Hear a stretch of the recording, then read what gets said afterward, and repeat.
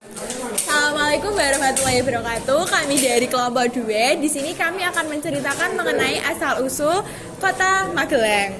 Nah, di sini Kota Magelang itu sebelumnya memiliki sebuah pemimpin, yaitu bernama Sultan Hadiwijaya. Namun Sultan Hadiwijaya ini tuh meninggal dunia dan digantikan oleh anaknya yang bernama Raden Sutawijaya. Nah, sebelumnya ini pemerintahannya itu berada di Pajang. Namun karena sudah berganti pemimpin, akhirnya pusat pemerintahan itu pun diganti ke Mataram.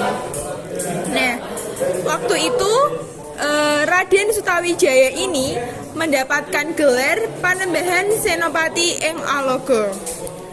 Nah, setelah dia pindah ke Mataram, Mataram ini kan mulai semakin ramai penduduk.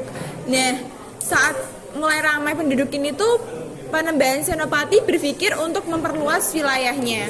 Akhirnya ia berpikir untuk membuka hutan Kedu, yaitu hutan yang terdapat jin yang sakti di sana. Nah, ia pun memerintahkan anaknya untuk pergi ke hutan Kedu tersebut. Anaknya itu bernama Purbaya. Nah, untuk menghadapi jin tersebut,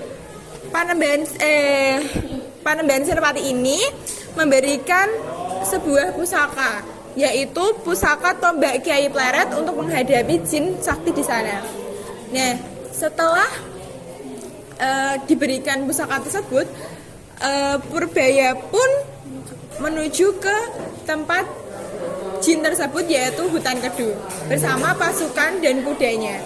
Sesampainya di sana, mereka semua dibuat kaget karena melihat ada sosok besar yang menyeramkan, yang tidak lain adalah jin sakti yang tinggal di sana.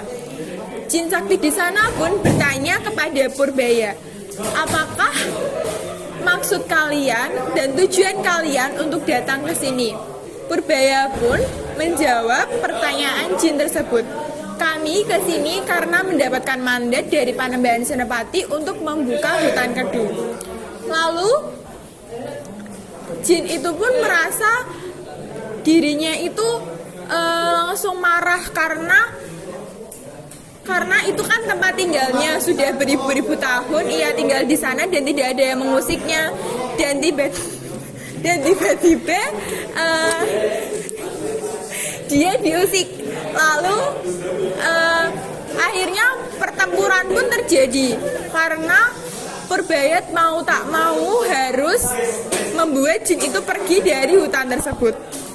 Nah, setelah itu mereka berperang melawan satu dengan yang lainnya. Tetapi karena pertarungan semakin sengit, jin pun merasa langsung ciut karena ia sudah tak tahan lagi dengan pusaka yang dibawa oleh Purbaya, yaitu tombak Kiai Pleret. Lalu Raja Jin itu pun meninggalkan pasukan jin lainnya. Ia melarikan diri dari hutan Kedu. Tapi pasukan jinnya tadi itu akhirnya karena nggak ada rajanya, jadinya dia lemah. Lalu berhasil dimusnahkan oleh pasukan dari Purbaya. Lalu hutan Kedu itu pun berhasil dibuka dan menjadi sebuah perkampungan. Setelah itu banyak sekali warga yang mulai pindah ke desa tersebut. Salah satunya ada Kiai Keramat dan juga istrinya bernama Nyai Bogem dan juga anaknya. Nah, pada suatu hari di desa tersebut itu diadakan sebuah acara pernikahan, yaitu pernikahan Roro Ramba dengan Raden Kuni. Raden Kuni ini adalah salah satu perwira Mataram. Nah, karena ada acara pernikahan tersebut, Raja Jin itu mendapatkan sebuah ide. Raja Jin pun berubah menjadi seorang manusia yang menyamar sebagai pembantu bernama Sontan. Nah, pada suatu malam, desa tersebut dipenuhi dengan asap putih. Nah, asap putih itu muncul karena Raja Jin itu sudah mulai melakukan rencana liciknya. Di pagi harinya, Raden Purbaya itu kaget karena banyak sekali warga dan prajuritnya yang terkena penyakit. Dan ketika diperiksa, ternyata mereka sudah meninggal. Raden Purbaya pun melaporkan kejadian ini ke Panembahan Senopati. Kemudian Panembahan Senopati ini meminta waktu 1 hari kepada Raden Purbaya untuk menunggu agar ia bisa tahu apa penyebab penyakit itu bisa melanda desa tersebut. Nah, Panembahan Senopati ini pun melakukan semedi di ruang pribadinya. Dan akhirnya Raden Purbaya pun menjadi tahu kalau ternyata penyakit tersebut itu muncul karena ulah Raja Jin. Raden Purbaya pun langsung pergi menemui Kiai Keramat dan menceritakan kejadian ini. Kiai Keramat yang tahu jika Raja Jin ini melakukan sesuatu yang membuat warga desanya itu banyak yang meninggal, Kiai Keramat ini tuh pun marah, kemudian mencari dan mengejar Raja Jin. Kemudian mereka berdua itu bertengkar, namun Kiai Keramat ini tuh kalah. Kemudian tempat pemakaman Kiai Keramat ini dikenal sebagai Desa Keramat. Setelah selesai pemakaman Kiai Keramat ini, istri Kiai Keramat yakni Nyai Bogem ini bertarung melawan Raja Jin. Walaupun pada akhirnya Nyai Bogem ini pun juga tewas. Tempat pemakaman Nyai Bogem ini dikenal sebagai Desa Bogeman. Kemudian karena Raja Jin ini belum juga terkalahkan, Raden Purbaya ini mengutus Tumenggung Mertoyuda untuk melacak keberadaan Raja Jin.